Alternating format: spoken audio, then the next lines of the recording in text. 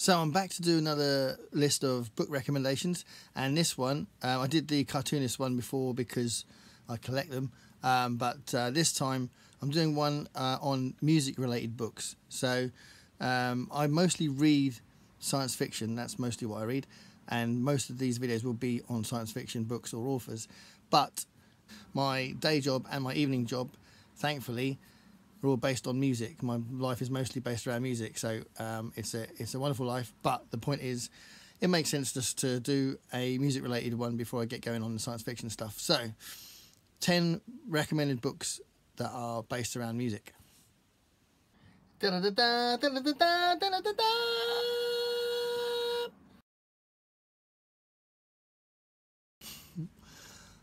the first book I'm going to look at is an XTC book. It's written by their friend Neville, and it's basically an analysis of every single XTC song, the way it's written, the way it's recorded, that kind of stuff. It's a really, really brilliant book, and for any XTC fan, it's a must, and I'm a huge XTC fan. So yeah, XTC Song Stories. There's a few books around about them, but I think this one's the best one.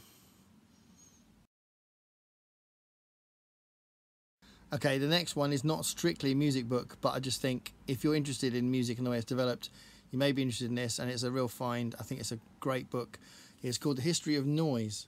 So it goes right back to our prehistoric times, and literally some of the evidence on the cave drawings that show that we have performed music and used music right from when we were from early man. And it just traces it right through to modern day and how music's used, or sound is used as well, nowadays. So yeah, a fantastic book and a really interesting kind of new take on that kind of thing, sort of an analysis of the history of noise rather than just music. The next book you may have seen in a lot of different shops, because I've seen it around quite a lot, and it's really, really good book. There's lots and lots of books on the Beatles, inevitably, because they are amazing, but this book is really interesting because it's, again, like the XTC one, it takes it song by song. So all the different Beatles songs, it properly analyses how they were written and recorded, especially how it was recorded and some of the things that happened while they were recording it. Yeah, if you're a Beatles fan or just mildly interested, it is really fantastic insight into their songs. So Revolution in the Head, all those Beatles songs analysed in really interesting detail.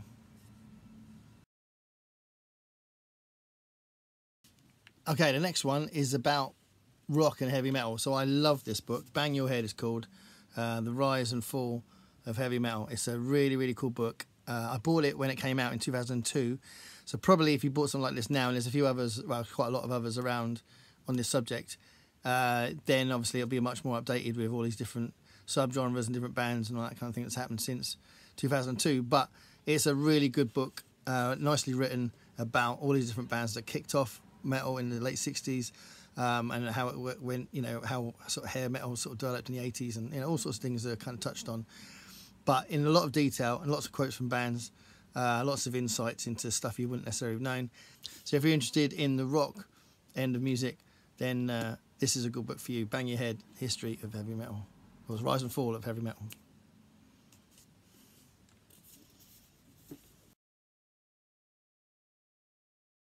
So there's a few books on this list that are quite personal, like favourite artists or whatever, and this is definitely one that's going to be in that category. DeFranco, she is one of my heroes, if you like, and she wrote a autobiography recently, and it's definitely worth a read. Some people have been surprised by the content, and to be fair, it is quite surprising, some of the content, but it's definitely her own sort of view of her career and her own childhood and her own songs. She doesn't always sound like she's enjoying herself, which is a bit of a surprise for me. But having said that, a lot of it's quite analytical, and so she's always kind of reflecting on what she's done, or she's always kind of explaining what she's done. And it's a really great book if you're interested in her. It's really cool she did it, but it has divided her audience a little bit. So yeah, see what she says about her stuff if you're interested. But yeah, I thought it was a fantastic book. DeFranco, her biography.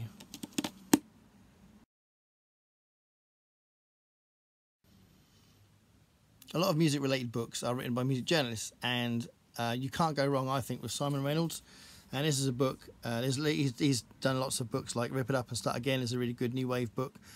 This one I've chosen from him because it's called Retromania, and I love the theme of the book, and the content is absolutely well informed, and it's really interesting. The idea that pop music is always repeating itself, and it always references the past and other things that have happened in. So you could have like 90s stuff that refers to the 60s stuff, and that, you know, some obvious things, but it's really good the way he writes it in the book, and makes a really good argument throughout that popular music, rock music, whatever you want to call it, refers back to its past all the time. So yeah, if you find that kind of interesting subject, Simon Reynolds writes really well, so it's a good one to go for. Retromania.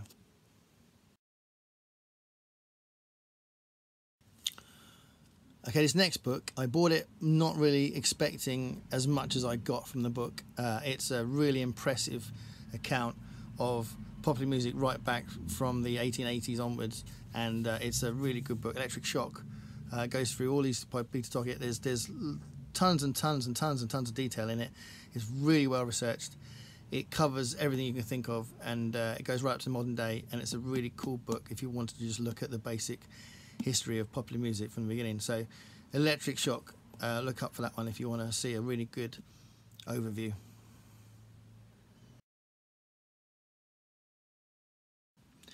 The next book I want to talk about is quite a unique book, really. It's an academic university press kind of book on the work song art form, and it kind of traces back the blues from then, and it tells you quite a lot about the American prison system.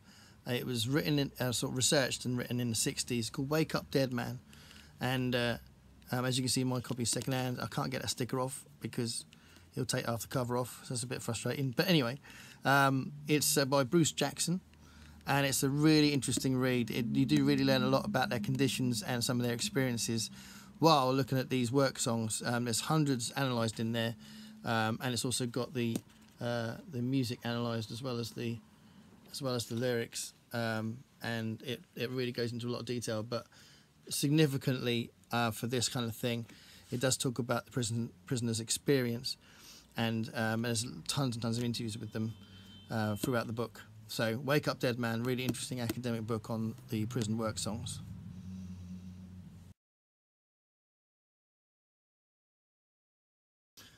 So this next book comes from a series called The Day I Was There, and this particular one is all about Prince.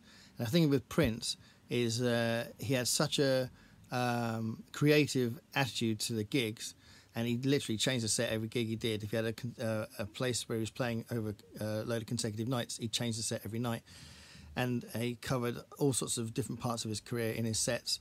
So because of that, this book is a really interesting find, because it's all from the fans' perspective. So they'll talk about, it's absolutely jam-packed with different people from around the world talking about what it was like to see Prince, and you get a really good sense of what he was like in his shows, what his songs were like, what happened at these gigs from the fans' perspective. So I think that's a really special, unique kind of way of looking at it, and because it's him, it's a really interesting read, because all sorts of things happened at the gigs, because he was a bit of a musical genius. So yeah, Prince, The Day I Was There, definitely worth looking at that one.